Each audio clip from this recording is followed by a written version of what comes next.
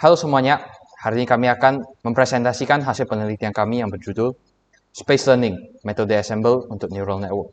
Dalam kesempatan kali ini, kami akan membahas tentang latar belakang penelitian, perumusan masalah, studi pustaka, metodologi penelitian, hasil dan pembahasan, dan juga kesimpulan, dan juga daftar pustaka. Saya Delvino Jekonia Jaja, dan ini rekan saya, Philip Yanus. Kami dari Sekolah Bangun Insan Mandiri, Medan. Jadi sekarang saya akan menjelaskan tentang latar belakang penelitian kita. Jadi saya dan Delvino melihat model neural network dan kami menyadari suatu hal. Neural network itu memang model yang bagus, namun memiliki kelemahan dalam dataset yang lebih kompleks karena neural network itu susah untuk mengenali dan mencari pola-pola dalam dataset yang lebih kompleks. Sekarang saya akan menjelaskan tentang rumusan masalah kita. Pertama, dampak kelemahan model-model deep learning terhadap dataset yang lebih kompleks. Kedua, apakah hanya satu neural network itu cukup untuk menangani dataset yang kompleks tersebut? Ketiga, bisakah neural network fokus mempelajari kesalahan yang dibuat oleh neural network sebelumnya? Sekarang saya akan menjelaskan tentang studi pustaka. Jadi, pertama saya akan menjelaskan tentang neural network. Jadi, neural network itu adalah suatu model AI yang terinspirasi oleh otak manusia. Neural network terdiri atas neuron-neuron yang terstruktur dalam layer-layer dan setiap layer itu berinteraksi dengan layer selanjutnya. Jadi setiap layer neuronnya itu terdapat activation yaitu nomor dari 0 sampai 1 dan setiap nomornya itu terefek dari layer sebelumnya. Sekarang random forest akan dijelaskan oleh Delvino.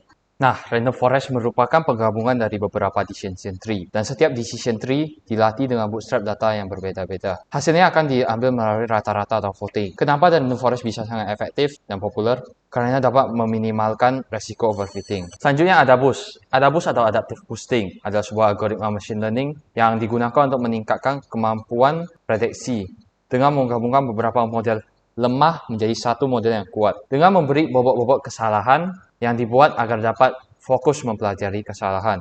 Algoritma yang kami buat dengan menggabungkan kedua hal yang baru saja saya sebutkan, kami beri nama Space Learning. Karena model kami itu mengesplit data dan memasukkannya ke training, kemudian dengan training kami menggunakan implementasi ADABUS untuk memberatkan kesalahan.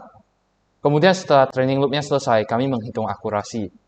Dan jika akurasinya lebih besar dari akurasi neural network pertama, maka neural network tersebut akan disimpan. Dan untuk prediksi, kami akan melakukan bias voting dan average. Bias votingnya berdasarkan akurasi neural network yang tadi saya sebutkan. Nah, ini adalah pseudocode dari Space Learning. Jadi sekarang saya akan menjelaskan tentang metode penelitian kita. Jadi kita menggunakan dataset MNIST, Fashion MNIST, dan CIFAR 10. MNIST merupakan data angka tulisan tangan, Fashion MNIST merupakan dataset gambar pakaian, dan CIFAR 10 merupakan dataset yang terdiri atas 10 kelas. Sekarang hasil dari pembahasan kita akan dijelaskan oleh Delvino. Hasil yang kami dapatkan adalah setelah melakukan perbandingan, Space Learning memang lebih efektif daripada menggunakan neural network tunggal atau random forest. Ini adalah confusion matrix dari MNIST. Karena memiliki akurasi yang sama, jadi confusion matrixnya juga kelihatan cukup sama. Kemudian confusion matrix Fashion MNIST. Nah, ini adalah tempat di mana menurut saya confusion matrixnya sangat menarik. Karena Space Learning itu benar-benar berhasil dalam mempelajari model yang kelihatan sama seperti t-shirt top, pullover, dress, coat, dan shirt. Kemudian untuk confusion matrix CIFAR 10, Space Learning memang jauh lebih efektif dari menggunakan CNN tunggal.